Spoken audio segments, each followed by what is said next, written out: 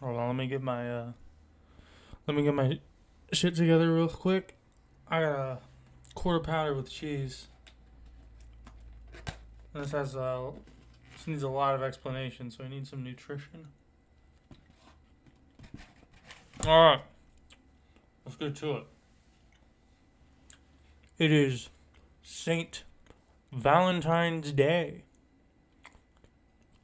the year of our Lord, 2024 AD, and I have an explanation. I have a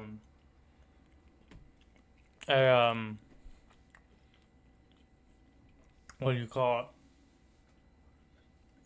A diagram, if you will. I have an explanation about matters of the heart, matters of love, you could say. I don't like to throw around that word. I don't like to use that word. Here we go. On to our next slide. Hold on. I'm using MS Paint. Why are folk so lonely? As you can see, there's a question. The man scratching his scraggly chin. You got the tears and the broken heart.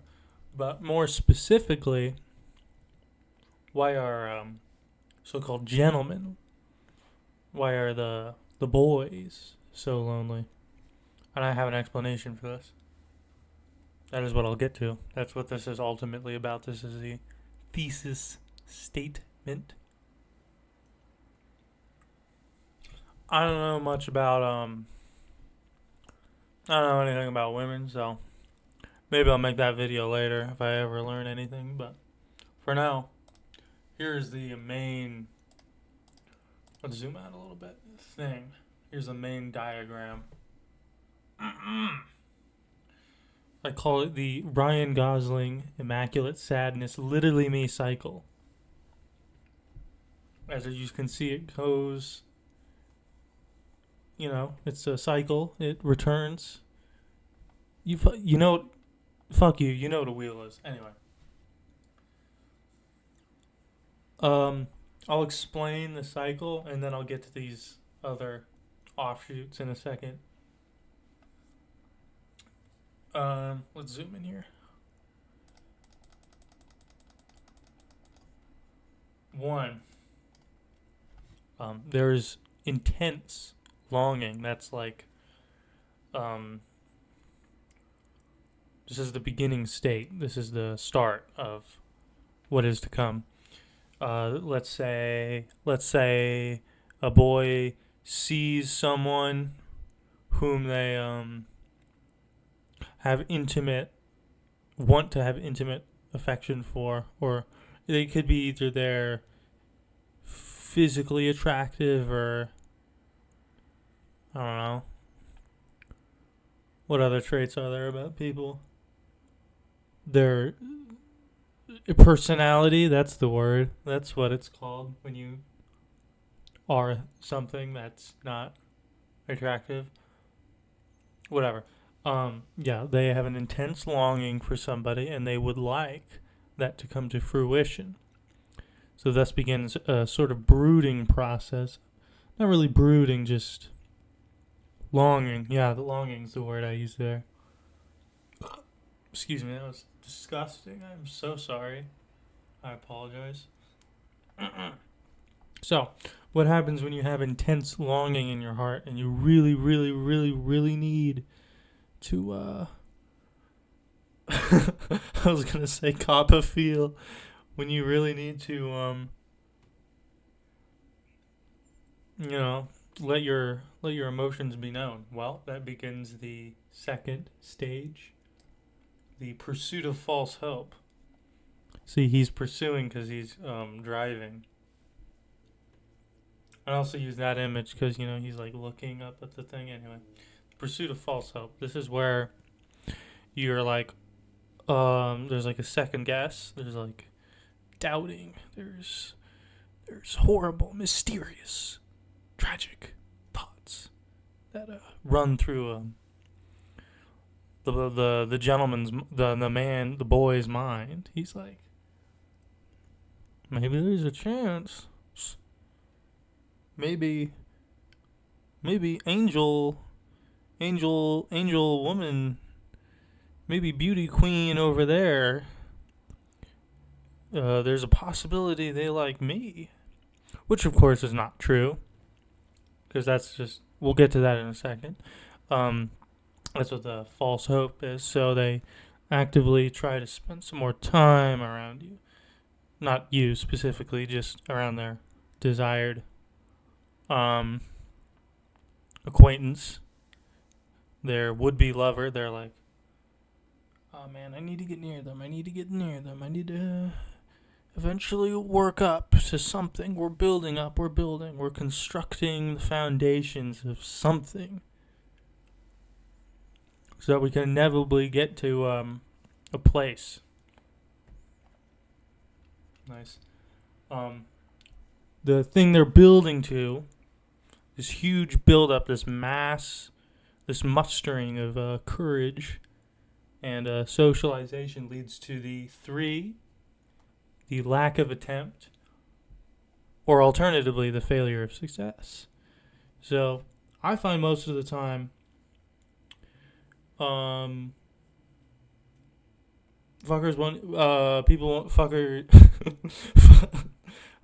won't even try.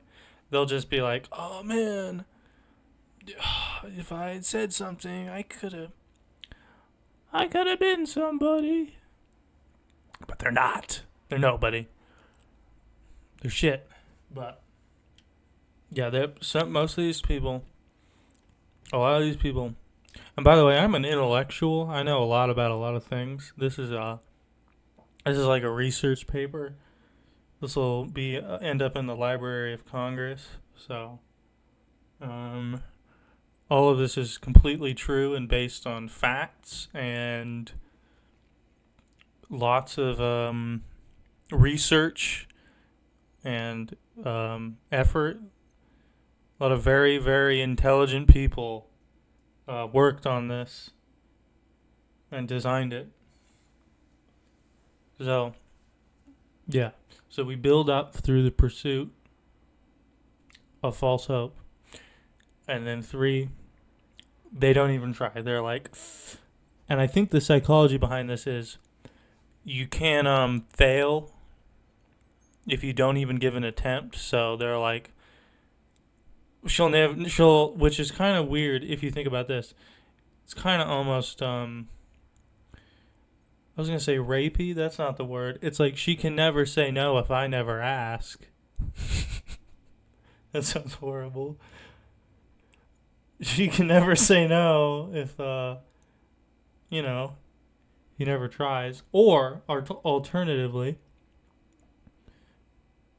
but yeah, that's why they don't do it. It's because they're either cowards, they're little sniveling wussies, like Fedora Man pictured here.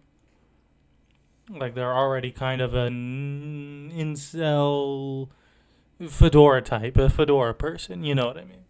Or they do have a little bit of courage left within them, and they fail. She says, no, fuck off, I don't want to ever see you again, I'm calling the cops. And that leads us to step 4. Hold on, let me scroll down to see that. Something's in the way. No, the first wallowing, as I like to call it. That's where they'll contemplate. They're like, they'll be like, dang it, shoot, darn, I lost. It's like they suffered a defeat, a blow to their masculinity, their person. It's a slight against their very existence, because they are now forced to come with the terms that somebody rejected them. They put themselves out into the universe, and the universe said, Buster. Go find someone else. But they don't want somebody else. See, because whoever they're going after, they were the one. They were the person of the time. Everything else looks like trash. And now you've been rejected, so what are you going to do, go to trash? I don't think so. So they'll sit there and they'll be depressed. They'll be quiet. They'll be like, oh, man, those were the days when I was, the 4 really wants to get back to 2, but they can't do that because that's over now. Because they committed during 3. So they're like, oh, I must have fudged it. I must have messed up. It was me. They'll be self-following and pity. They'll pity themselves. The world will sometimes pity them. A whole bunch of stuff. They'll put on eyeliner and go fight crime. It's just real. It's real sad stuff that's going on here. But there's a brooding sensation in the first walling. There's an unseated, deep, creeping anger that's crawling out from the depths, from the bowels of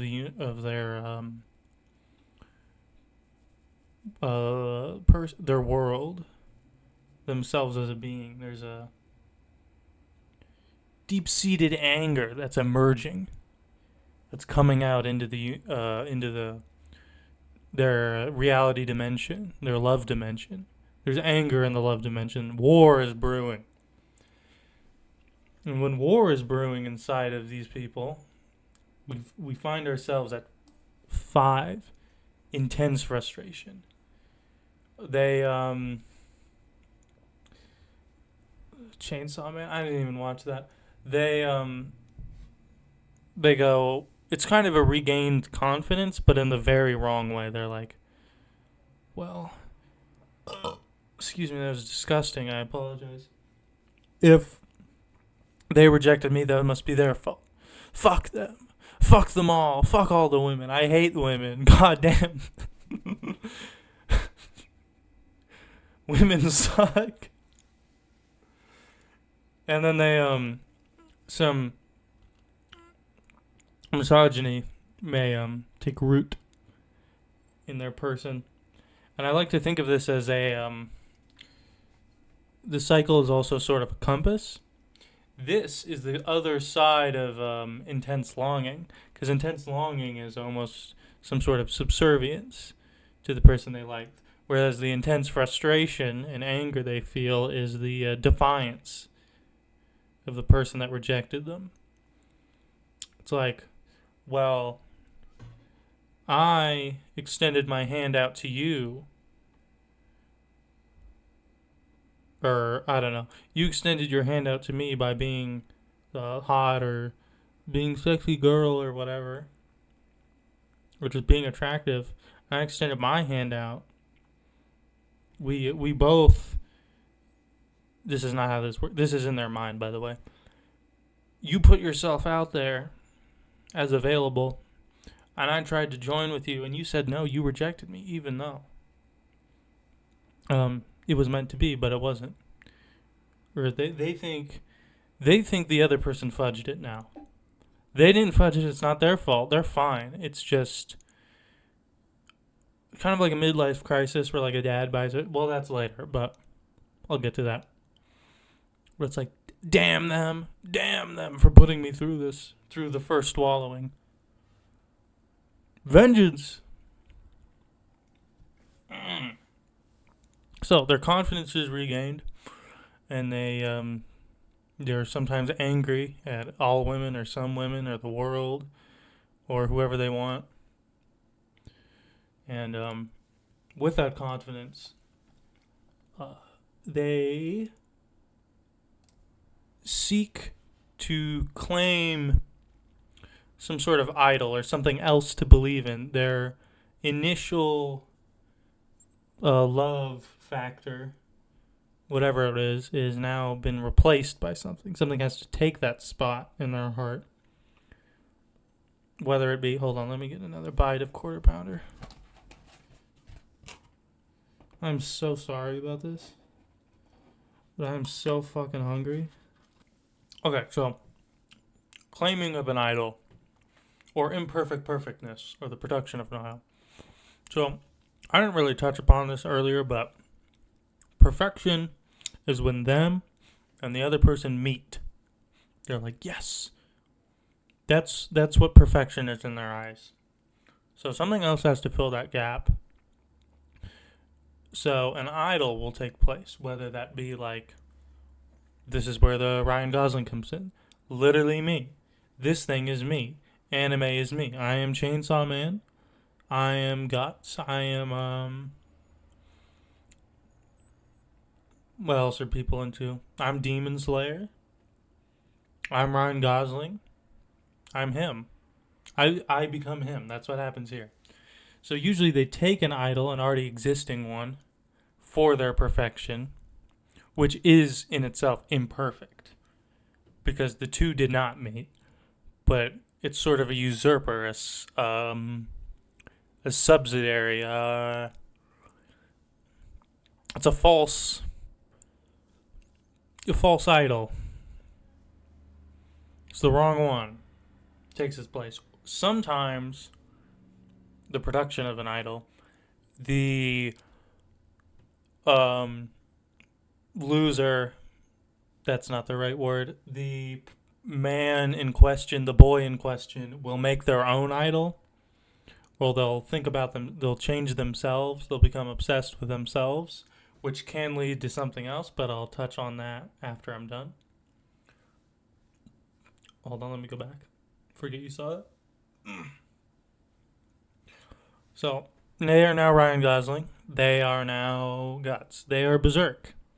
They're like, I'm an independent person now, and I am married to something or myself. Instead of some big titty goth girl from before. I'm not ready for that part yet. And they're like, they're complete, but they're incomplete. That's what imperfect perfectness means. They're incomplete, but it's giving themselves the illusion of being complete. There's just fog over the missing part. That's what Ken is. They've become Ken. They're Pinocchio. They're a false boy. They're not a real man yet. They don't fully exist. They're just kind of crafting the other parts or taking the other parts from somewhere else and adding it to them from the missing whatever they were looking for, love. Yeah. But there's another growing discontent. This isn't anger this time. This isn't mustering armies for war kind of thing. This is a decline. They're like the things they use, the substitutes. That's the word I was looking for. The substitute for the love is fading away. It's washing away in the rain, in the Ryan Gosling rain. That leads to disappointment and lack of reward. So they're like, I did find something. Why am I not complete? Why am I not getting anything of it? Not realizing they never really found anything at all. They just subscribed to an OnlyFans. Doesn't work. Not real. And they're inevitably discombobulated. They're disappointed with themselves, and they're like, well, shoot, shucks, darn again. Uh-oh. I'm not the man I thought I was. I'm not Berserk. I'm not Ken. I'm not Ryan Gosling. Shart. They shit themselves. At step 7, they shit themselves. Out of disappointment and sheer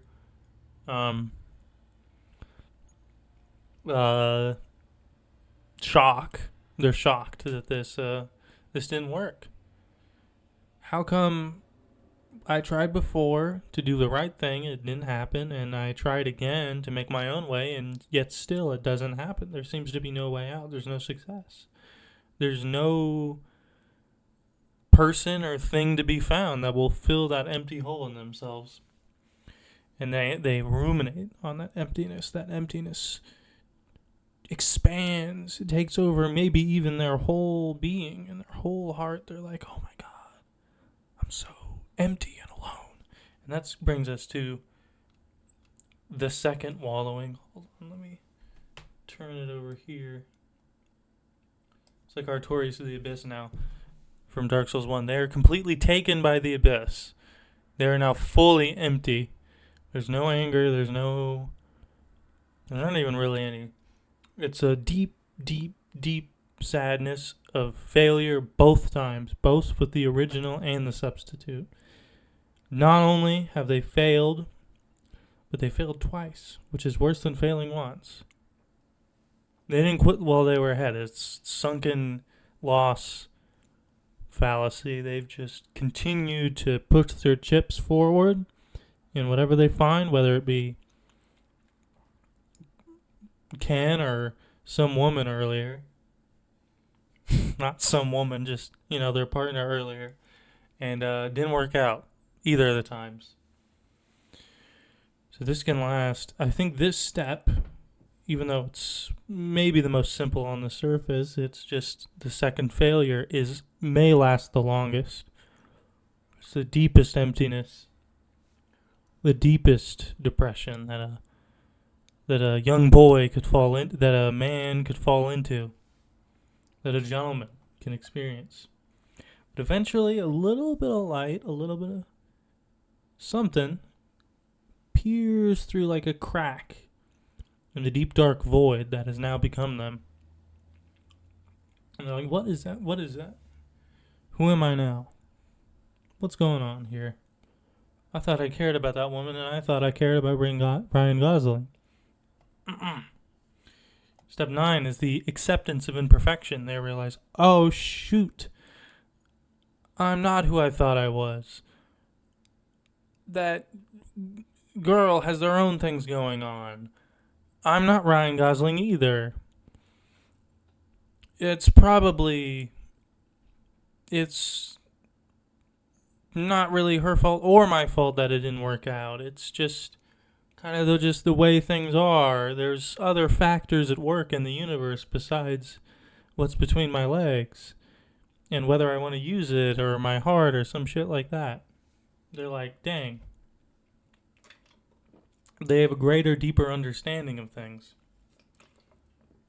because of how many defeats they've suffered. Now they can see that those weren't really defeats. Those were just events that happened. So those were just things taking place on the cycle of Ryan Gosling. It's not losing, it's just what happens. That's what really the acceptance is. They become, they sit out in the rain, they become, they sort of, to a degree, they find themselves again. They're like, oh, this is who I was back in step 1. This is who I remember being. I'm the person that just liked somebody from a distance. All this other stuff only happened because I was human and I liked something. And that's really what it's all about. That's the light at the end of the tunnel. Is the them realizing I don't need to be somebody else. I can just be me. I don't need to worry about whether people reject me because I'm still just me. It's not really, I wouldn't really call it self-love because that's kind of cringe. It's more like self-like. You're like, I'm alright. Not even self-okay. You're like, indifference to positive opinion about yourself. You're like, I was bad when I was mean to people. I was bad when I wallowed in the misery and did all that shit. And now I have taken back my personality. I'm no longer, that was disgusting, I'm sorry, claiming all these idols and these things for myself. This is who I am. And once they realize back who they am, once they am who they am again, step 1 starts again. They start longing after somebody. They're like, I'm complete. I'm ready to go out there and start dating people again. And let's zoom out. And the whole thing continues all over again unto infinity. There's really no escaping it. But I'll get into these subsidiary things that can possibly happen So it's really just somebody breaking down themselves, um, becoming a misogynist slightly, maybe at one part, possibly, becoming somebody else, becoming a false version of themselves, or just seizing another idea as their own, realizing that isn't themselves, shattering again, then picking up the pieces and rebuilding themselves, only to do that over again. That's really all this is. And it's literally me. I'm literally him now. That's what happens. But let me get into the other part over here. Let me get into the, nice. Let me get into the subsidiary actions that can take place. Oh, let's see here. So, sometimes on step 3, the partner or the girl or the woman or whoever, the desired, says yes. Very rare. Doesn't happen often, but that's why I put it in purple. It's because it's like, it does happen sometimes. So the promised land is, I mean, I used a censored picture. It depends on what they want. Like, some people just want a relationship. They just want to share their feelings. They want to share their heart. Oh, pour it out to the world, which is fine. Or it's really about sex. That's really like the incel fedora man view. Because that's all that really matters to them, is just doing it. And either of these choices will inevitably lead to something. Even though they've technically won by all rights, they did it, still imperfect. They're still not who they need to be. There's something missing.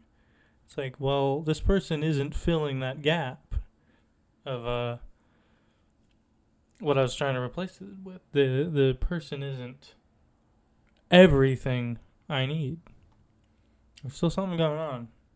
It's perfect yet imperfect. It's perfect in that they won, yet it's still imperfect that something's still missing. The job isn't over, even though the job has already ended.